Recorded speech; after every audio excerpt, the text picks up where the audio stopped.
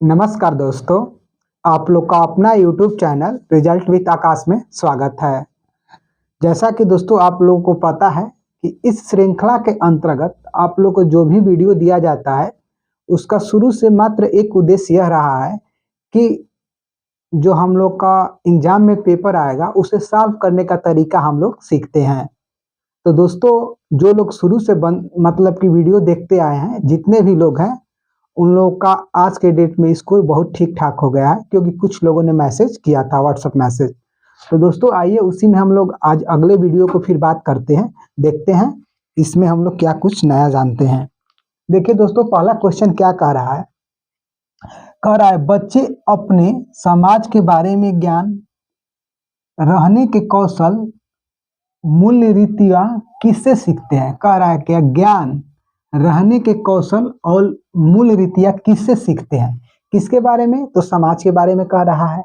देखिए समाज यहाँ पर मतलब समाज के बारे में, फिर कह रहा है आस पड़ोस से, धर्म से, स्कूल से, समकक्षीय समूह से। देखिए तो बच्चा तो ये कन्फर्म है कि अपने आसपास से समाज के बारे में सीखेगा, धर्म से भी सीखेगा। अब पूछिए क्यों? देखिए जो हम लोग का कल्चर होता है या धार्मिक कोई त्योहार हुआ या जो भी हुआ, तो उसमें भी वो सीखेगा कि यह मतलब कोई भी जैसे फेस्टिवल है, दिवाली क्यों मनाया जाता है, उसकी जो भी हम लोग की अवधारणाएं हैं उसके बारे में जानेगा। फिर स्कूल से, तो स्कूल तो सीखने का हम लोग का है ही जगह, तो स्कूल से भी सीखेगा। और समकक्षीय समूह, तो यह तो ऑप्शन चला गया वैज्ञानिक, यानी समकक्षीय मतलब कि अंतःक्रिया करके सीखना, और अंतःक्रिया हम लोग जानते हैं कि वाइगोत्स्की साहब का प्रभाव है। तो मैं शुरू से यह बात बोलते आया हूँ कि दोस्तों अगर किसी क्वेश्चन में किसी वैज्ञानिक का नाम नहीं दिया हो और ऑप्शन में किसी भी वैज्ञानिक का प्रभाव हो, तो आप लोग उस ऑप्शन को सही मार दीजिएगा। तो हम लोग का ऑप्शन नंबर क्या, मतलब कि ए भी सही है, 2 भी सही है, 3 भी सही है, 4 भी सही है। यानी 1-2 ये नहीं होगा, 1-4 ये भी नहीं होगा, 1-3-4 ये भी नहीं होगा, 1-2-3-4 यानी ऑप्शन नंबर 4 हमारा सही उत्तर हो जाएगा। ठीक है, आइए फिर हम लोग आगे देखते हैं। कह रहा है क्या, हावर्ड गार्डनर के अनुसार निम्नलिखित में से कौन सा कथन सही नहीं है? देखिए नहीं वर्ड आ गया, इसे आप राउंड कर लीजिए। देखिए अगर बुद्धि में आपको पढ़ना है तो हावर्ड गार्डनर को ही पढ़िए सीटेट के लिए, मैं सीटेट की बात कर रहा हूँ। और वैज्ञानिक में आपको जानना है तो वाइगोत्स्की साहब को जानिए, फिर जिन पियाजे साहब को जानिए, कोहलबर्ग साहब को जानिए। मतलब ये न्यू है, इन लोगों के बारे में आप जानते हैं। और एक चमस्की साहब के बारे में जानिए भाषा में। अगर इन्हीं 4-5 लोगों के बारे में आप पढ़ लेते हैं तो आपका सीटेट में बहुत से क्वेश्चन बनेंगे। तो आइए हम बात करते हैं। कह रहे हैं हावर्ड गार्डनर के अनुसार निम्नलिखित में से कौन सा कथन सही नहीं है? बुद्धि एक स्थिर तथा अस्थायी विशिष्टता है। बुद्धि को परिशोधित और विकसित किया जा सकता है। यह ऑप्शन तो बिल्कुल सही है। क्यों? कि बुद्धि को विकसित किया जा सकता है। बुद्धि किसी एक सामान्य खंड से हावी नहीं होती, अपितु कई प्रकार की होती है। ये भी बात सही है, तभी ना बहुबुद्धि सिद्धांत किसने दिया है? तो आप लोग जानते हैं कि बहुबुद्धि सिद्धांत किसने दिया है? तो हावर्ड गार्डनर ने दिया है। फिर आगे बात करते हैं, बुद्धि को एकाकी आयाम से सहबद्ध नहीं किया जा सकता है। हाँ, बुद्धि कभी भी एकाकी नहीं हो सकती है। बुद्धि एक स्थिर और अस्थायी विशिष्टता नहीं है। क्यों? क्योंकि बुद्धि कभी स्थिर होती है? आप बताइए। इसका परिवर्तन इसका गुण है। बुद्धि का एक गुण मान लीजिए तो परिवर्तन है, और नहीं ढूंढना, यानी ऑप्शन नंबर ए हम लोग का उत्तर सही हो जाएगा। दोस्तों आप लोगों में से जिन्होंने अपने चैनल को सपोर्ट नहीं किया है, तो आप लोग सपोर्ट कर दीजिए। और आप लोग का सपोर्ट क्या है? लाइक करिए, सब्सक्राइब करिए और शेयर करिए। दोस्तों यह चैनल ऐसे ही रिजल्ट विद आकाश नहीं है, इसका एक खास गुण है क्या? रिजल्ट आना। जिस दिन सीटेट का रिजल्ट आएगा आप लोग देखिएगा, मतलब कि कितने अच्छे रिजल्ट होंगे। और दोस्तों इस रिजल्ट का एक कोटेशन क्या है कि जब तक तोड़ेंगे नहीं तब तक छोड़ेंगे नहीं। तो आइए दोस्तों हम लोग बात करते हैं इन्हीं सब बातों के साथ अगले क्वेश्चन को। देखिए क्या कह रहा है, सांस्कृतिक रूप से विविध विद्यार्थियों वाली कक्षा में एक शिक्षक को निम्नलिखित में से किससे बचना चाहिए? अब देखिए सांस्कृतिक रूप से विविध विद्यार्थी, यानी कि उसमें जितने भी मतलब कि जो भी विद्यार्थी है उनमें विविधता पाई जाती है। किस चीज को लेकर? तो उनके कल्चर को लेकर। अब कल्चर में क्या आ सकता है? रहन सहन आ सकता है, उसके वातावरण आ सकता है, मतलब कि सारे फैक्टर को लेकर उनमें क्या है, उनमें विविधता है। तो क्या करें, निम्नलिखित में किससे बचना चाहिए? अब बचना मतलब कि निगेटिव चीज फिर पूछ रहा है। चर्चा में विविध संस्कृतियों के उदाहरण लाना, ठीक है कुछ हद तक।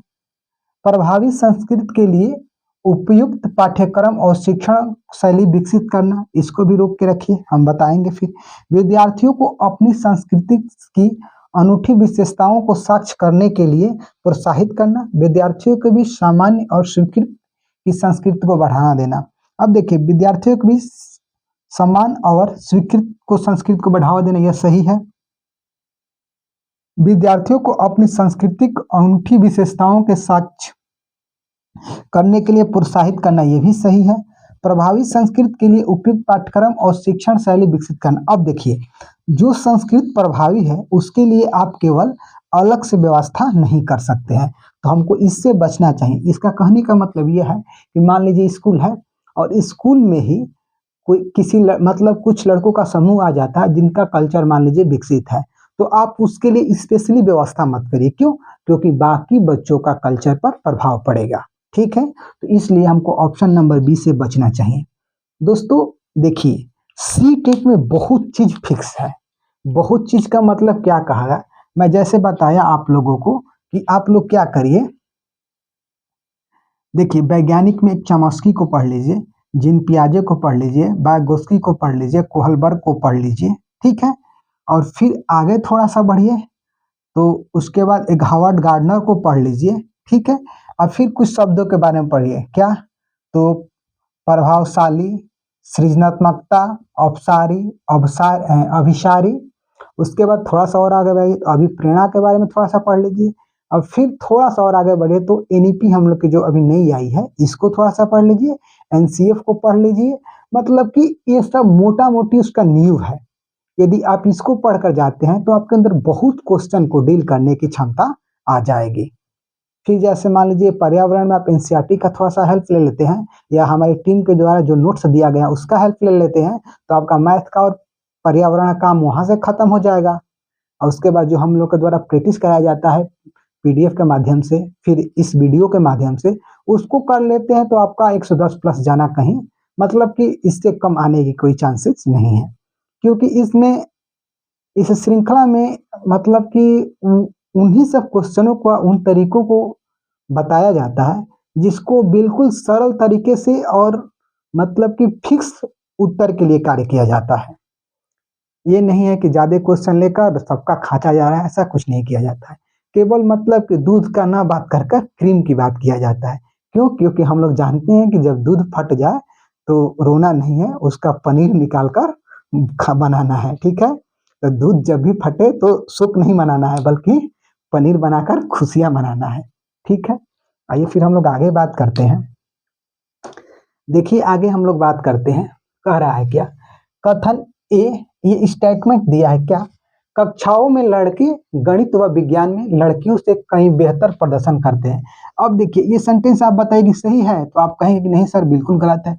देखिए दोस्तों, लैंगिक रूढ़िवादिता से भी क्वेश्चन फिक्स है, इसीलिए आप लोगों को शुरू से हम मतलब इस पर क्वेश्चन कराते हैं कि जो फिक्स है वो चीजें आप गलत ना करें। देखिए फिक्स चीजों को गलत करने पर दिक्कत क्या होती है, यदि आप फिक्स चीज को गलत कर दिए तो आप मतलब कि जो नंबरों की श्रृंखला में हाईएस्ट ऊपर से लगेगा उसमें आप पीछे रह जाएंगे। क्योंकि फिक्स चीज कहीं भी गलत करने से वह मेरिट पर प्रभाव ज्यादा डालता है।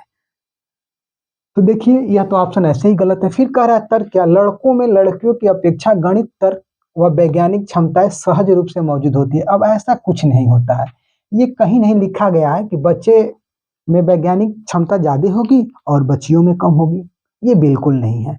और ये कंपेयर करना भी गलत है आज के डेट में, क्योंकि सब कोई पढ़े और सब कोई बढ़े। ये नहीं है कि लड़का ये करेगा और लड़की ये करेगी। ऐसे समाज में जो, ये देखिए ये क्या है, ये समाज द्वारा बनाया गया है। जो हम लोग लैंगिक रूढ़िवादिता पढ़ते हैं, ये पूछा किसका कारक है, तो ये समाज का कारक है। यह किसी ने निर्धारित नहीं किया है, बल्कि यह समाज के लोगों द्वारा बताया गया कि लड़कियां स्कूटी चलाएगी और लड़के बाइक चलाएंगे, या लड़कियां खाना बनाएगी और लड़के खाना नहीं बनाएंगे। ऐसा कुछ नहीं है। आज के डेट में देखिए बाहर रहने वाले लड़के भी खाना बनाते हैं, लड़कियां भी खाना बनाती है, सब कोई बाइक का स्कूटी यूज कर रहा है। तो हम लोग का दोनों गलत है क्या? तो कथन भी गलत है और तर्क भी गलत है। तो हम देखते हैं ऐसा कोई ऑप्शन है हम लोग के पास। कह रहा ए और आर दोनों सही है और ए आर की सही व्याख्या करता है। यह बात तो बिल्कुल गलत है। ए और आर दोनों सही है, सही नहीं है, दोनों गलत है, लेकिन ए आर का सही व्याख्या नहीं करता है। ए सही है और आर गलत है, ये भी बात गलत है। ए और आर दोनों गलत है, तो हम लोग ऑप्शन नंबर 4 इसका उत्तर क्या हो जाएगा? ए और आर क्या है दोनों? तो दोनों गलत है। ठीक है, आइए फिर हम लोग कुछ और बात करते हैं। देखिए दोस्तों, सीटेट के एग्जाम देते समय कुछ चीजों पर आप ध्यान रखिएगा। एक तो सबसे बड़ी बात है कि आप अपना धैर्यता मत खोइएगा। क्वेश्चन की प्रवृत्ति आपको बहुत मतलब कि उलझाने की कोशिश करेगी, लेकिन आप उलझिएगा मत। मतलब उलझाने की कोशिश की, कभी एकदम छोटा क्वेश्चन देगा, कभी आधे मतलब स्क्रीन का दे देगा। ये समझिए छोटे को जितना पढ़कर आपको सोचने में टाइम लगेगा, उतने ही बड़े क्वेश्चन को आपको पढ़कर केवल उत्तर देना होता है। हाँ, और बड़े क्वेश्चन में क्या होता है कि आपको शुरू से थोड़ा सा ध्यान से पढ़ना होता है कि शुरू में किस चीज की बात कर रहा है और लास्ट में कहाँ पर खत्म किया है। अगर इतना आप फोकस कर लेते हैं तो आपका रिजल्ट कोई रोकेगा नहीं। आइए फिर हम लोग आगे बात करते हैं। देखिए क्या कर रहा है, निम्नलिखित में से कौन सा प्रश्न कक्षा में समालोचनात्मक सोच को बढ़ावा देने का सही उदाहरण है? अब देखिए, यह वर्ड से आपको 2-3 क्वेश्चन मिलेगा।